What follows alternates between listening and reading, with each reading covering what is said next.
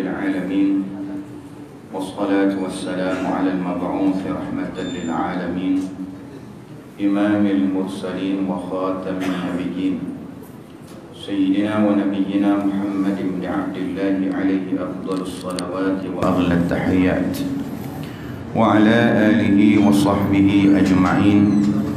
سبحانك لا علم لنا إلا ما علمتنا إنك أنت العليم الحكيم ولا حول ولا قوة إلا بالله العلي العظيم.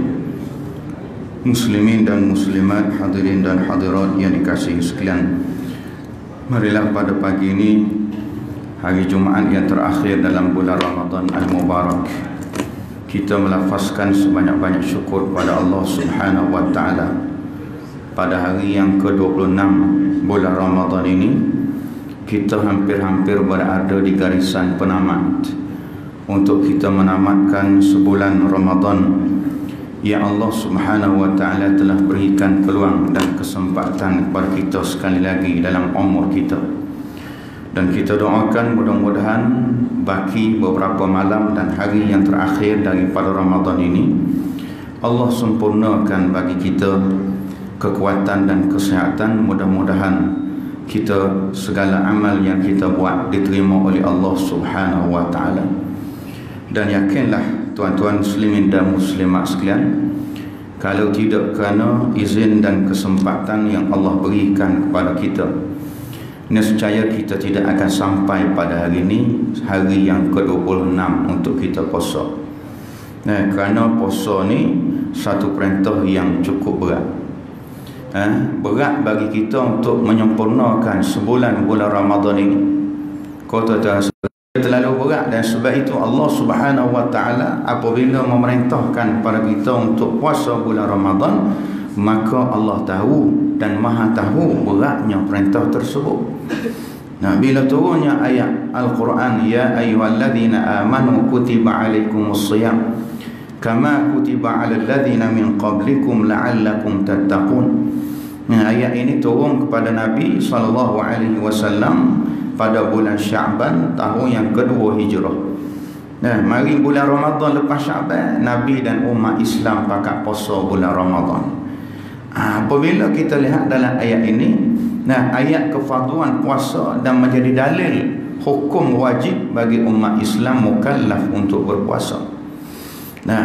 Dalam ayat ni setidak-tidaknya tiga cara Allah gaya kita. Sebab Tuhan tahu memang berat.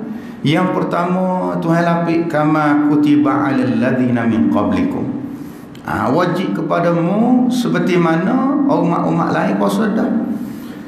Umat-umat lain pun puasa. Kalau mau puasa lapar, mau puasa letih, puasa dahaga, puasa penat, puasa segala-gala, maka orang lain hok mari sebelum mu rasa dah. Ni ayat gaya lah dia panggil ni, gaya suruh kita puasa lah. Memang berat lah Tuhan tahu.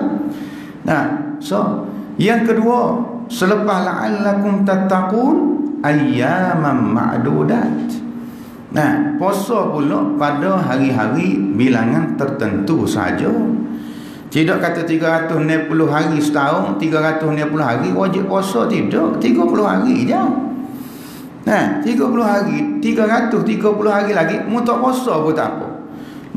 Bahkan ada hari-hari yang haram kita puasa.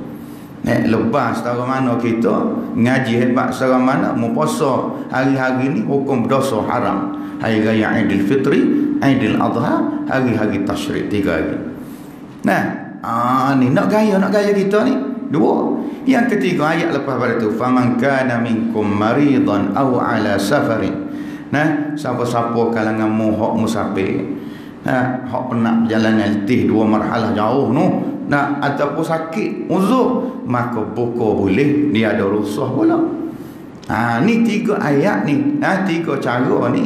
Muslimin dan muslimat, Allah bila perintah pada kita puasa, dia tahu sebulan ni banyak, sebulan ni berat, sebulan ni umat ataupun hamba dia ini memang terasa berat, dan kita merasai benda tersebut. Tetapi oleh kerana kita menjunjung perintah Allah Subhanahu wa Ta'ala ini, kita ketepikan akal kita, nafsu kita mari letak kehendak Allah Subhanahu wa Ta'ala depan.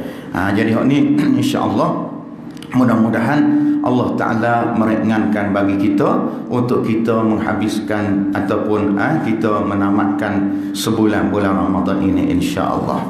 Muslimin dan muslimat sekalian, hari-hari akhir kita dengan Ramadan ini, iaitu apa yang disebutkan oleh Nabi SAW, diperingatkan oleh Allah Subhanahu wa Ta'ala tentang malam yang lebih baiknya daripada 1000 bulan. Yang kita duduk 10 malam akhir, pada 10 malam akhir ni, bagaimana bonda kita Ummul Mukminin Aisyah radhiyallahu anha menggambarkan suasana, style, cara ibadat Nabi sallallahu alaihi wasallam. Idza dakhala Rasulullah sallallahu alaihi wasallam al-ashr al-awakhir min Ramadan. Kata Aisyah, bila Nabi ni dia masuk saja 10 malam akhir Ramadan, iaitu yang pertama, ahya lailahu wa ayqadha ahlahu. Nabi ni dia akan menghidupkan malam-malam dia. Ni tuan-tuan sekalian, berartinya Nabi ini mengurangkan tidur, tak tidur malam. 10 malam akhir Nabi tunjukkan pada kita. Selain daripada ibadat iktikaf, kita menjadikan rumah Allah Subhanahu wa Ta'ala ini tempat kita banyak masa daripada rumah kita dan tempat-tempat yang lain. 10 malam ya tuan-tuan. 360 malam setahun, 10 malam. Nabi merenggangkan dengan isteri dia, tak tidur dengan bini. Ni 10 malam. 350 malam lain duduk bersama dengan orang tina, dengan bini kita. 10 malam saja Nabi memperkenalkan ibadat iktikaf, menumpukan hanya di rumah Allah Subhanahu wa Ta'ala. Ini benda yang Nabi kita sallallahu alaihi wasallam tunjuk. Nabi pada hari-hari lain, bulan-bulan tidak Ramadan, Nabi telah hebat ibadat dia. Nabi telah bersungguh ibadat dia. Jangan nampak Nabi macam kita, tidak. Nabi hari-hari lain itulah ibadat. Sebab itulah apabila 3 orang sahabat mari berjumpa dengan isteri-isteri Nabi, mari nak nanya kepada ummahatul mukminin ini, lagu mana ibadat Nabi di rumah. Dia mau kata kalau luar semaya berjemaah ibadat-ibadat lain, kita sahabat bakal boleh tengok. Kalau duduk rumah, bini jalan tahunya.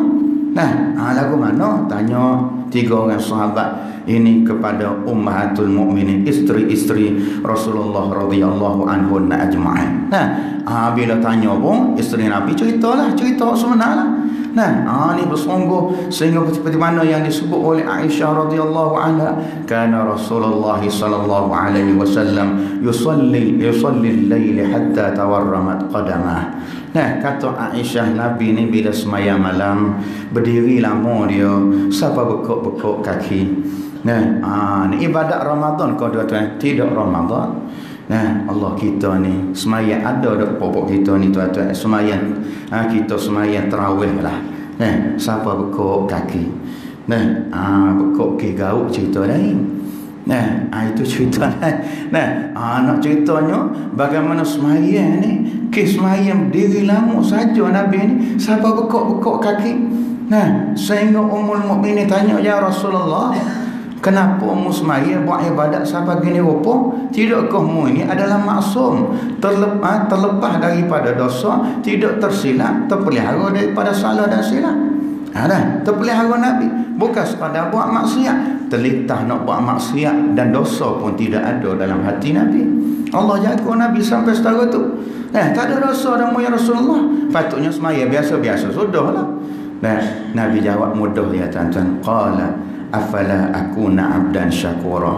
Wahai Aisyah, apakah tidak boleh aku menjadi hamba Allah yang bersyukur? Syukur sebab Allah Ta'ala buat kita dan beri segala-gala nikmat, dia pula jumpa dengan Ramadan.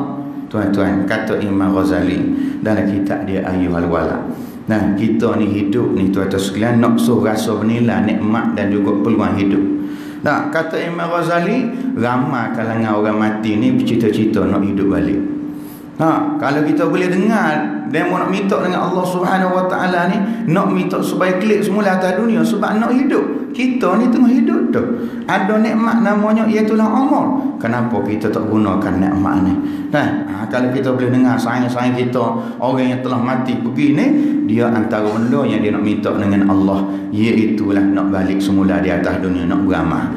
nak buat amalan-amalan yang mungkin terlepas daripada hidup mereka ini, bukan tak beramal, buat dah. Tetapi menyesal ada saat-saat, detik-detik tertentu yang mereka terabai daripada buat ibadat kepada Allah Subhanahu wa taala. Jadi kita hok hidup dah sementara nyawa masih ada dengan kita ini. Ini kata Imam Ghazali, Rasul Mal, modal besar bagi manusia ni ialah umur yang ada pada dia. Alhamdulillah. Dan Allah Ta'ala beri kesempatan pada kita muslimin dan muslimat, dan sekali lagi dengan Ramadan ini. Jadi kerana itu, bila kita balik kepada berkaitan dengan apa yang disebutkan dengan Lailatul Qadar ini, 10 malam akhir ini, inilah yang bersungguh ibadat Nabi di luar Ramadan sudah pun hebat. Dan bila Aisyah dan juga para ummahatul mukmin cerita pada 3 orang sahabat semaya sampai pokok kaki, dan lamanya Nabi berdiri ibadahnya begini-begini, 3 orang tak ada sahabat Aisyah dah semangat dah. Dan terangsang, termotivasi dengan sendiri. Ni pakar-pakar motivasi dia dengan isteri Rasulullah sendiri cerita. Saudara naik semangat. Dia kata, aina nahnu min Rasulillah. Dia kata, kalau Nabi maksum secara untuk ibadat, kita banyak dosa ni lagu mana? Patut kena lebih lagi. Dia kecek gitu. Ni orang. Nombor 1 ni kata beginilah, aku start daripada hari ni, aku nak semaya, tak usah tidur dah malam. Ni nombor 2 kata, aku pun begitu juga, aku nak puasa, tak usah buka dah sampai bila-bila. Nombor 3 kata, aku tak usah menikah. Tak usah menikah. Maka Nabi SAW mendengar apa yang mereka sebut, lalu Nabi menegur, wa ala badanika haqqun. Aku ni, kata Rasulullah, kalangan popokmu, akulah paling bertakwa kepada Allah. Tapi aku puasa, aku buka, aku semaya, dan aku tidur, dan aku juga berkahwin. Hak ni Nabi tegur juga, sebab kita ada hak kita, badan kita nak rehat, walaupun kita menuju ke arah mencari Lailatul Qadar ini, tetapi 2-3 jam juga mesti untuk kita rehat. Dan adanya sehari sebelum daripada zuhur, iaitu ibadat nama qailulah, rehat ataupun tidur dari sekitar 10 minit untuk meringankan kita bagi bangun malam untuk beribadat kepada Allah Subhanahu wa taala. Kita tak sih ibadat kacau sungguh 10 malam akhir. Ni tuan-tuan sekalian, kita habis daripada Ramadan, tak ada dah. Masjid pun klik sepuasa. Klik sepuasa sebelum Ramadan lah. Hak mari pun gitu juga. Ada pesah utama hak gitu juga. Kita tak sih begitu. Ibadat Ramadan hanyalah satu momentum, tempat kita nak letup supaya sebelah bulan lain kita nak lancar juga. Kita nak buat seperti mana Ramadan ini, kita nak bawa amalan-amalan yang telah kita berjaya mendidik diri kita ini di luar daripada madrasah Ramadan. Jadi waktu ibadat Nabi di luar Ramadan. Masuk Ramadan, Nabi kau sungguh masuk 10 malam akhir, kau sungguh Nabi SAW. Jadi kita ni bercanggah, apabila bercanggah apa yang Nabi ajar, maka berlakulah apa yang berlaku. Ni manusia tuan-tuan, dia pergi kaca 10 malam awal. 10 malam awal kaca sungguh, habis malam ke-12, 13 tak ada. Ni tuan-tuan sekalian, maka Nabi 10 malam akhir. Batu tak jumpa sama Lailatul Qadar, sebab Lailatul Qadar duduk 10 malam akhir. Nabi ajar cara, tapi kita tak buat. Bila tak buat, tak jumpa lah ngabarin satu hari nama Lailatul Qadar. Jadi muslimin dan muslimat hak mana ada, insya-Allah malam ni malam 27. Sebab itu pendapat ulama Lailatul Qadar ni dua. Yang pertama, Lailatul Qadar ini berubah-ubah. Ni tuan-tuan sekalian, berubah tiap-tiap tahun. Dia berubah kemungkinan malam 23, tahun depan malam 27, kemungkinan malam 29, tahun sekali lagi malam 21. Dia berubah. Pendapat yang kedua mengatakan tidak berubah, antaranya pandangan Ibnu Abbas radhiyallahu anhuma yang mengatakan Lailatul Qadar tiap-tiap tahun ialah malam 27 Ramadan. Jadi malam ni insya-Allah kita bersungguh kita dalam ibadat kepada Allah Subhanahu wa taala. Dan start daripada lepas kita buka maghrib, masuk maghrib sehingga menjelang subuh, ini istilah malam. Kita bersedekah, kita baca Quran, kita sembahyang sunat. Maka apa saja ibadat yang kita buat pada malam tersebut, maka qadar. Sebab itu dipanggil Lailatul Qadar. nisbah kepada kita buat walaupun sekali, maka seolah-olah kita hanya lebih daripada 83 tahun 4 bulan 1000 bulan. Sedekah kita katalah 5 riyal malam Al-Qadar tersebut, maka sedekah kita 5 riyal itu kita buat 83 tahun 4 bulan. Ada ke tidak tuan-tuan sekalian umur manusia hak kita boleh buat ibadat sampai 83 tahun? Ni kadang-kadang umur kita tak sampai 80, 70 kata Rasulullah sallallahu alaihi wasallam dalam hadis. Kadang-kadang tak ada 70, 40, 50 meninggal dunia. Maka inilah cara Allah, dia nak mengimbangi. Bila umat Nabi Muhammad sallallahu alaihi wasallam ini umurnya tidak panjang, maka Allah berikan bonus hadiahnya nama Lailatul Qadar. Muslimin dan muslimat yang dikasihi sekalian, seterusnya iaitu pada hari-hari akhir kita bersama dengan Ramadan, ambo ajak diri ambo tuan-tuan, diri kita semua untuk kita buat postmortem, untuk kita koreksi dan muhasabah diri kita. Agak-agak hari akhir kita dengan Ramadan ini, persoalan yang mesti kita tanya dan mesti kita sendiri jawab, apakah aku termasuk kalangan orang yang Allah ampunkan dosa? Daripada senara, kalaulah Allah Ta'ala buat tubik senara orang yang diampunkan dosa dia, aku termasuk ke tu? Kita boleh jawab, tidak ustaz, itu urusan dia, urusan hamba dengan Allah, betul. Tetapi nak dari sudut amal kita, maka kita boleh tengok, kita boleh ukur sendiri dah. Kalaulah tuan-tuan sekalian kita habis dah daya ikhtiar, sempurna dah kita buat sembahyang, sempurna dah kita puasa, jaga lidah, jaga mata, jaga telinga, jaga seluruh panca indera kita, dan buka kita tidak banyak, kita tidak mewah. Sebab kata Syekh Sa'id Hawa rahimahullah, 3 puasa: al-awam, al-khawas, khawasul khawas. Al-awam ni perut yang puasa, hak lain tak puasa. Mata dalam kelain, mulut ngopak sopoh orang sopoh sekala. Hak ni awam. Pahalanya banyak terbatas. Pahala puasa ku kering. Puasa memang tak batal, tapi pahala bila ngopak, bila tak tinggal benda yang bersifat dengan mazmumah tadi, maka pahala tak ada. Ini awam kita tak sih naik martabat al-khawas. Lepas pada jaga mata, jaga telinga, jaga segala-gala, antara yang disebut oleh Syekh Sa'awa dalam kitab dia Tazkiyatul Anfus, iaitu tidak membanyakkan makan waktu berbuka. Ini syarat nak dapat puasa al-khawas. Ni banyak ke tak kita buka? Sikit ya kita kata. Sikit cuma mana? RM3. Banyak juga lah tu. Ni tuan-tuan, sikit sekadar. Sebab orang mukmin dia nak ibadat. Kita ada qiyam tarawih kita waktu ni hak agama banyak ni biasa dia berdendam. Ni berdendam siapa tuan-tuan? Berdendam tak boleh makan sehari. Siapa suruh puasa? Allah. Sebab pun nak berdendam pada Allahnya tak boleh. Kita buka alla yaksiru ta'am indal iftar, kata Syekh Sahawa, tidak banyak makan waktu buka, syarat untuk dapat puasa al-khawas. Kalau tidak, maka jadi awam juga. Puasa awam, puasa ramai-ramai. Martabat yang ketiga, khawasul khawah. Ini sampai ke hati dia jaga. Maka dengan sebab itu, muslimin dan muslimat kita cek tengok. Habis dah ustaz ikhtiar dah puasa-puasanya, harap-harap Allah terimalah. Sebab itu al-khawf wal raja' ini mesti ada dalam diri. Harap-harap Tuhan terima, tapi bimbang takut Tuhan tak terima.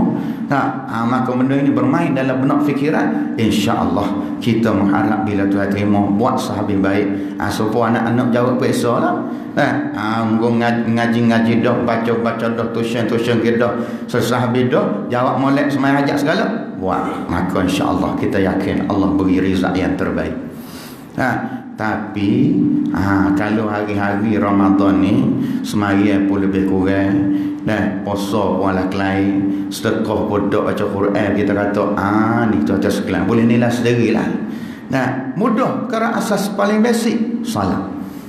Awwal ma yuhasabu 'inda Allah yaumal qiyamati salatahu, kata Nabi dalam sebuah hadis, amalan mula-mula yang akan dihisab, dihitung oleh Allah, amalan hamba ialah semaya. Semaya lagu mana? Fa in najaha fa in salaha faqad najaha, kata Nabi apabila luluh dalam semaya. Tuan cek semaya. Semaya 5 waktu dulu. Buat belaka. Cukup. maka kata Nabi, iaitulah dia ni lulus jaya dah. Nah, fa in naqasa faqad khaba wa khasira. Kalau ada kurang, cacat, tak buat, sudah. Maka orang ni fail, gagal. Lalu wa yaqulu rabbu azza wa jalla, Tuhan pun berfirman, unzuru li 'abdi hal min tatawwu'in. Kata Allah kepada malaikat, cuba tengok pada hamba-Ku ni. Semaya fardu dia ada kurang, ada cacat, tak khusyuk, banyak kekurangan, maka cuba tengok semaya sunat dia. Ni kita semaya tarawih, semaya duha, semaya witir, semaya sunat tasbih, semaya gapo ni tuan-tuan nak tapung. Ni dak kata Allah, kalau ada semaya tatawwu', semaya sunat, maka tapung. Ini rahmat Allah Subhanahu wa taala. Tapi kalau semaya sunat pun buat lebih kurang, lepas tu kita tak boleh pandai sunat itu sunat. Pandai buat lebih kurang. Orang lain 8 rakaat setengah jam, dia bahas 20 rakaat 15 minit. Tengok YouTube tuan-tuan. Hak ni tuan-tuan, nak semaya tarawih kau nak berambak. Hamba boleh cak ibu jari semaya ni reject tuan-tuan. Allah lepas. Nak semaya gapo gitu, Bismillahirrahmanirrahim, amin, amin ya putih. Amin ya putih. Orang lain Allahu akbar, Allahu akbar. Weh, tak ada setengah minit habis 2 rakaat.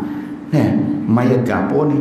Lepas maya ni habis 20 rakaat, maka berambak masuk ICU dah ni.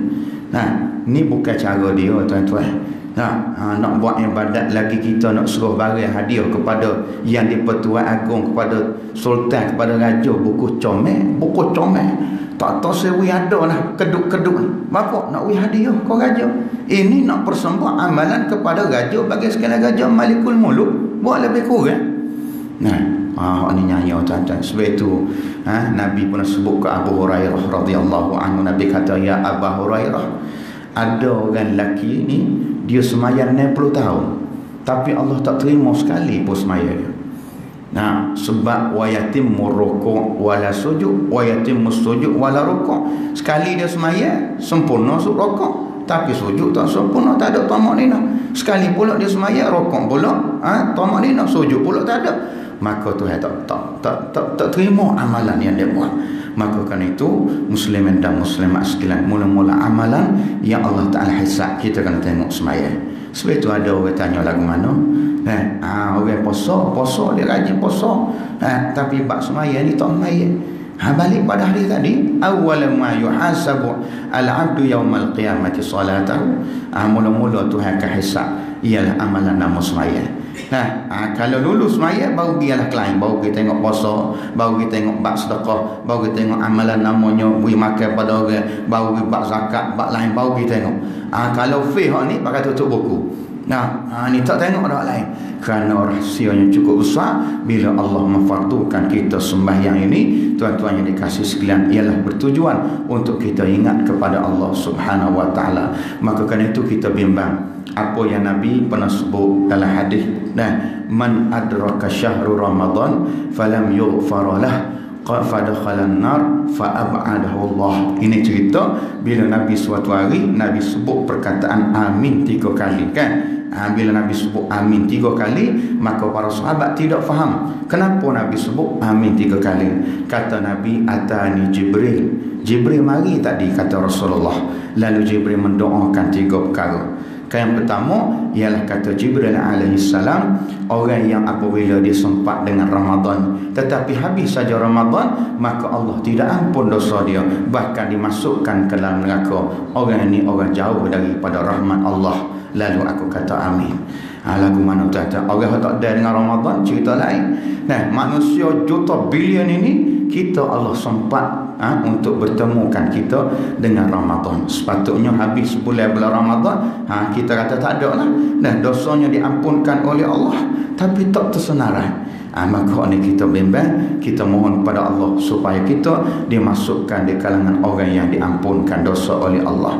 Yang kedua, iaitu kata Rasulullah, waman adraka abawaihi, orang yang sempat dan dia hidup dia bersama dengan ibu ataupun ayah, au ihdahuma, ataupun salah seorang kita kata dua, ibu ayah ataupun salah seorang yang masih hidup, falam yukrahuma, tidak buat baik, Dia tidak buat berbakti kepada ibu dan ayah, famata, dia ni mati, fadakhalan nar, dia masuk neraka, fa'ab'adahu Allah, orang ni orang jauh dia daripada rahmat Allah Subhanahu wa ta'ala. Nah, itulah tuan-tuan, dalam Quran ni banyak menceritakan tentang ibu dan ayah kita. Antaranya ayat larangan, wa bil walidaini ihsana imma yablughanna indakal kibara ahaduhuma aw kilahuma fala taqul lahumā uffin fala tanharhumā wa qul lahumā qawlan karīmā. Nah, Allah Ta'ala kata dengan ibu ayah kena buat ihsan, kena buat baik. Nah, sekiranya kedua-dua salah seorang daripada mereka berdua sampai usia tua, 70, 80, 100, nyanyuk dah. Tak ingat kadang-kadang. Wa man nu'ammirhu nunakkishu fil khalqi afala ya'qilu. Kita baca dalam akhir surah Yasin. Allah Ta'ala kata, siapa-siapa yang kami panjangkan umur dia, siapa dia umur berpuluh-puluh tahun, 80, 100, nunakkishu fil khalqi, kami kembalikan dia kepada ciptaan asal dia, jadi sepuluh bodoh-bodoh. Mana akan gabung. Beli ayam percik kita pergi dah di pasar Ramadan cari ayam percik. Bukan setakat ayam percik, carilah kuih-kuih, bawa kelip letak atas meja. Orang buka tak makan, jerit seorang, bapa mah jerit, aku nak suruh suak, nak suruh kita suak supaya anak kita umur 7 tahun. Kita ni tuan-tuan 3 hari 4 hari sekali pergi ziarah, kadang-kadang dekat rumah hari-hari mari ziarah, suak nasi sayang dia mari. Guana anak-anak anak-anak tak mari jenguk kita. Ni tuan-tuan, bodoh-bodoh. Sebab itu Al-Quran turun, dia memaham, dia minta, Allah minta supaya kita faham orang tua, faham keadaan ibu ayah kita bila tua. Jangan kita harap mak ayah kita faham kita. Mek ni tak faham-faham, kita kerja banyak, anak-anak nak atas sekolah, kita suruh mak ayah kita faham kita. Jangan. Quran tak ajar kita supaya kita ni mak ayah kita faham kita, dok kita anak kena faham mak ayah. Allah Rabbi tuan-tuan, sahabat cerita sedih-sedih tuan-tuan. Mak ayah duk umur orang tua dia. 4 orang ayah anak. Seorang tina 3 yatim. Ayah tu kat orang getah mula habis getah. Anak nak pitih wi, nak mutu wi, nak nikah wi lagi. Pitih. Tapi bila ayah kena stroke, nyelepa ayah. Nyelepa tu kata ayah, bila saya mati saya tak tahu, anak-anak saya tahu bila saya mati. Anak-anak sebegini tuan-tuan tak cium bau syurga, tuan-tuan yakinlah. Kerana itu bila Allah Ta'ala kata, bila kedua mereka ataupun salah seorang ibu ayah sudah bertua, maka kata Allah, fala taqul lahumā uffin, jangan kamu kata kepada mereka berdua uff. Satu perkataan yang paling rendah kedudukan yang menyebabkan mak ayah tergoris. Ni kecek dalam tekuk, jeling hujung mata. Ini semua adalah perbuatan yang menyebabkan orang tua terasa hati. Wa qul lahumā qawlan karīmā, kata Allah, mu kena kecek dengan mak ayahmu dengan perkataan yang paling comel. Ni tuan-tuan sekalian, kita tinggi derah suara sebab dia tak dengar, dia pekok. Itu cerita lain. Bila umur 80, dia tanya Mike, masuk dah kau, bel dah kau? Kita ada duduk lagi Mike. Dia tanya pulak 7-8 kali, dia tak dengar. Kita tinggi suara, itu cerita lain. Ini tinggi suara sebab nak marah, sebab nak berlawan suara, anak menatan dia tidak boleh. Tuan-tuan, kita ingat cerita Uwais Al-Qarni. Siapa Uwais Al-Qarni? Tabi'in. Orang hidup zaman Nabi. Nabi pernah sebut dalam hadis, sekiranya kamu jumpa Uwais ini, dia duduk di kampung berasal dari Al-Qaran. Al-Qaran ni sebuah negeri di Yaman. Yaman dengan Madinah ni jauh. Walaupun dia duduk sezaman dengan Nabi, hidup sezaman dengan Nabi, Uwais tidak sempat bertemu dengan Rasulullah SAW sebab hidupnya terlalu dhaif dan miskin. Kata Nabi, kalau kamu jumpa dengan Uwais Al-Qarni, kalau kamu mampu untuk minta doa pada dia, mintalah, sebab dia kalangan orang mustajab doa. Hebat dia ni. Dikenali di langit, tak dikenali di bumi. Orang bumi tak kenal siapa bodoh. Orang ni hidupnya susah, pakaiannya lusuh, orang tak kenal. Tapi penduduk malaikat di langit mengenali bahawa Uwais adalah min da'watin mustajabah, doa yang mustajab Allah dengar. Ni apa amalan tuan-tuan sekalian? Amalan gapo Uwais Al-Qarni? Al-Qarni ini nisbah kepada kampung dia Al-Qaran. Bila nisbah pada kampung Al-Qarn, maka dia dipanggil Al-Qarni. Nama dia Uwais bin Amir. Lalu bila wafat Rasulullah, naiknya Sayyidina Abu Bakar jadi khalifah, juga tidak sempat dengan Uwais. Tak ada jumpa walaupun hidup zaman sekali. Bila naik iaitu Sayyidina Umar Al-Khattab, maka Sayyidina Umar ingat lagi pesan Nabi, cari Uwais Al-Qarni ni, doa yang mustajab. Sebab itu bila mari musim haji, maka Sayyidina Umar tunggu, tengok di pintu masuk Mekah, mana dia rombongan daripada Yaman. Nak tanya, tak ada bukan Yaman ni, daripada Syam bukan. Lalu bila daripada Yaman, Umar tanya, afikum Uwais, adakah tidak kalangan kamu orang yang bernama Uwais? Tak ada lah, moga orang tak kenal dia, tak sabar dia ni tuan-tuan. Tidak ada kenali dia ni. Lalu apabila Sayyidina Umar bertemu dengan Uwais Al-Qarni, tanya lagi, anta Uwais, mu ni Uwais ke? Uwais rendah diri, tak royak kepada Sayyidina Umar. Kata dia, ana Abdullah, aku ni hamba Allah. Kata Umar, aku pun Abdullah, hamba Allah.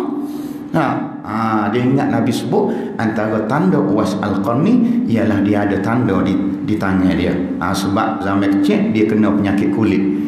Jadi bala sopok ni, Sayyidina Umar pegang tangan dia, tengok ada tanda. Sayyidina Umar peluk dia, dekat dia. Sayyidina Umar minta doa pada Uwais. Kerana doanya adalah doa yang mustajab. Apa amalan Uwais Al-Qarni ni tuan-tuan, sehingga di kalangan manusia Allah jadikan dia mulut masing, mustajab doa, kerana amalan dia berbakti dan berkhidmat kepada ibu dia yang cukup tua. Dia ada seorang mak tua. Satu hari mak dia kata, Uwais, mak nak pergi Mekah. Kok mana pun mak nak pergi Mekah, muak kira lah. Uwais Al-Qarni orang miskin tuan-tuan, nak cari mana pitih, nak naik kuda, nak naik otak, setidak-tidaknya mesti ada duit. Nak jalan kaki, maka kena mikir panjang. Daripada Yaman ke Mekah ke Madinah bukannya dekat, beribu-ribu batu. Lalu mikir tak sudah tuan-tuan, tak ada cara lain, kena jalan kaki, pikul gendong mak dia daripada Yaman sampai ke Baitullahil Haram. Maka dia buat lagu mana? Berlatih, exercise. Hari-hari dia pikul anak lembu, daripada rumah dia naik ke bukit, turun semula sampai rumah, esok begitu juga, berhari-hari, berbulan-bulan, kerana buat latihan nak pikul, nak gendong seorang manusia yang bernama ibu.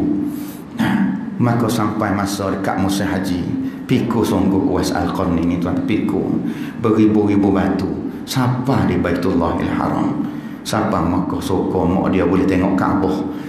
Maka mak dia berdoa tuan-tuan sekalian. Dan Uwais Al-Qarni juga berdoa. Mak dia nak dengar apa dia doa Uwais Al-Qarni. Maka mak dia dengar setiap kali Uwais berdoa, ya Allah, ya Tuhanku, mau masukkan mak aku dalam syurga-Mu ya Allah. Tak ada doa untuk dia. Tak ada doa untuk dia, semua berdoa untuk mak dia belakang. Lalu mak dia tanya Uwais, bapa mak dengar sama-sama berdoa depan Multazam, dalam Hijri Ismail, Telaga Zamzam, Safa, Marwah, tempat-tempat mustajab doa ni. Mu doa mak supaya masukkan mak dalam syurga. Mana doa mu? Tidak doa untuk jadi kaya, tak apa dah. Asal kita orang susah ataupun doa-doa lain masuk dalam syurga.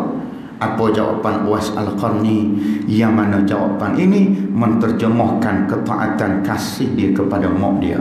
Wahai mak, demi Allah, kalau sekiranya Allah memasukkan mak dalam syurga, sudah menjadi satu kegembiraan bagi hamba.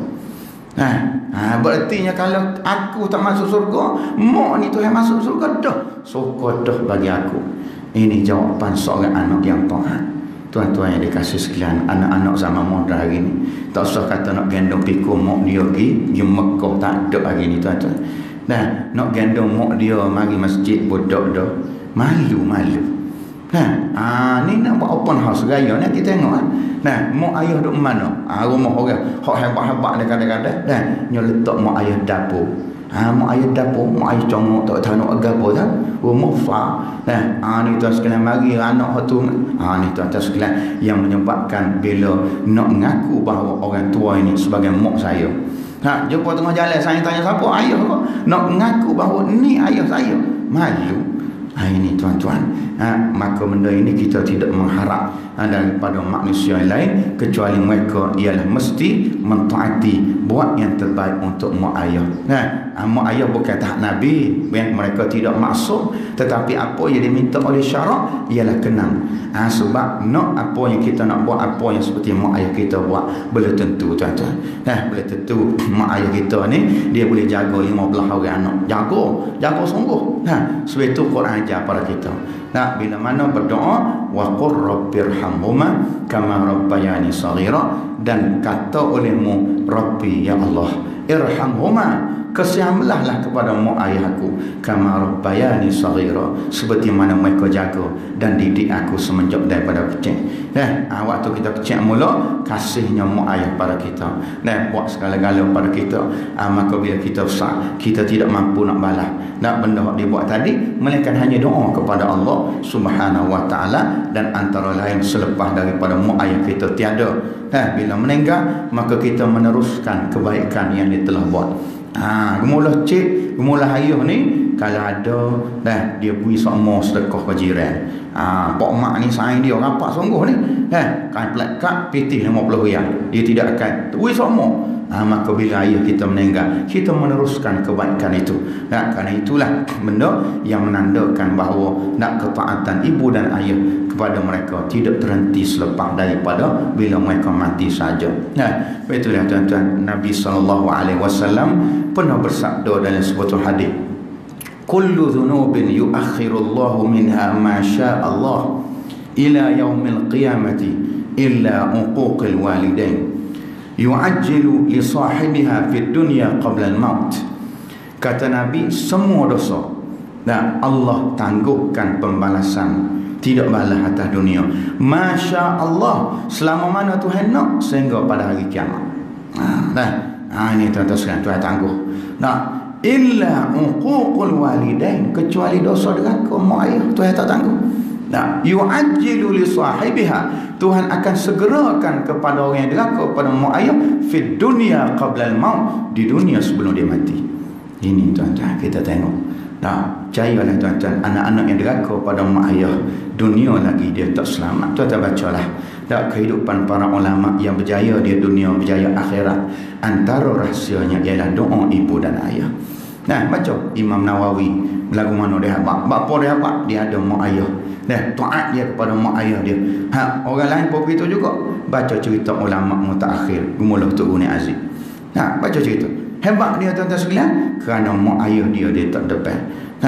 Semua ini menceritakan pada kita tidak ada kejayaan seorang anak, melainkan di sebalik kejayaan itu adalah doa yang cukup ikhlas daripada ibu ataupun ayah dia. Jadi kerana itu muslimin dan muslimat sekalian, berbakti, minta maaf kepada ibu dan ayah bukan hanya pagi Syawal. Ini ajaran Melayu, kita tak sih. Ramadan lagi kita beri, kita ziarah, kita beri apa yang mereka nak, sambil kita mohon kemaafan daripada orang tua kita sebelum masuk Syawal, sebelum habis Ramadan. Kerana kalaulah Uwais Al-Qarni, antara amalan dia dengan Allah, Tuhan terima doa, ialah kerana dia berbakti kepada ibu dan ayah. Pada hari ini, bapa setengah daripada kita Allah tidak mustajabkan doa. Minta gapo Allah tak beri, minta gapo pun Tuhan tak dengar. Antara sebabnya kerana orang tersebut bermasalah dengan mak ayah. Orang yang ada masalah dengan mak ayah, menyebabkan hati mak ayah terkuris, yakinlah doanya tidak akan didengar oleh Allah Subhanahu wa ta'ala. Jadi muslimin dan muslimat, yang kedua, Nabi sebut, Nabi pesankan perkara ini supaya kita buat baik kepada orang tua kita. Yang ketiga, iaitulah orang yang mana nama Nabi SAW disebut di depan dia, maka dia tidak berselawat ke atas Rasulullah, maka orang ini, kata Nabi, ab'adahullah, orang yang jauh dia daripada rahmat Allah Subhanahu wa ta'ala. Jadi kebetulan kita pada hari ini, hari Jumaat, maka kita dianjurkan supaya memperbanyakkan selawat dan salam kepada baginda Rasulullah SAW. Yang terakhirnya, muslimin dan muslimat, kesimpulan yang kita boleh buat daripada kita muhasabah, tengok amalan-amalan yang telah kita buat, dan akhirnya kita yakin bila kita telah menyempurnakan perintah Allah, maka hujung jatuhnya iaitulah la'allakum tattaqun. Dan Allah Ta'ala nak menjadikan kita kalangan hamba-hamba Dia yang bertakwa kepada Allah Subhanahu wa Ta'ala. Dalam ayat lain Tuhan sebut, wa may yattaqillaha yaj'al lahu makhraja wa yarzuqhu min haitsu la yahtasib. Nah, siapa-siapa yang bertakwa, ini cerita takwa. Sekarang orang lelaki pula, Tok Khatib pula duk peringat ittaqullah. Ini cerita mingguan, cerita tahunan, puasa bulan Ramadan supaya kita menjadi orang bertakwa kepada Allah. Rupa-rupanya takwa ini, kata Allah, siapa-siapa yang bertakwa, kami berikan dia jalan tubik kepada masalah dia. Kita ada masalah, kita ada kesulitan, kita ada kesusahan, maka orang yang bertakwa kepada Allah, Tuhan beri kepada dia makhraja. Jalan tubik selesai dengan mudah-mudah. Wa yarzuqhu min haitsu la yahtasib. Allah berikan dia rezeki daripada sumber yang dia tidak suka-suka. Ini perkara yang berkaitan dengan iman dan akidah kita kepada Allah bila kita melaksanakan perintah Allah Subhanahu wa Ta'ala. Dan mudah-mudahan Allah Ta'ala golongkan kita daripada orang yang termasuk daripada orang yang bertakwa kepada Allah dan menyempurnakan sebulan-bulan Ramadan ini dan menerima segala amal yang telah kita buat. Cukup sekadar itu tazkirah pada pagi ini untuk diri hamba dan kita semua. Aqulu qawli hadza wa astaghfirullahal azim li wa lakum. A'udzubillahi minasyaitonir rajim. Bismillahirrahmanirrahim. Alhamdulillahirabbil alamin. Wassalatu wassalamu ala asyrafil anbiya'i wal mursalin nabiyyina wa habibina Muhammad wa ala alihi wa sahbihi ajma'in. Ya Allah, ya Tuhan kami semua ini adalah hamba-hamba-Mu ya Allah. Mengangkat kedua-dua tangan kami yang seringkali melakukan kesilapan dan salah kepada-Mu ya Allah, yang mengulang-ulangi kesilapan itu kepada-Mu ya Allah.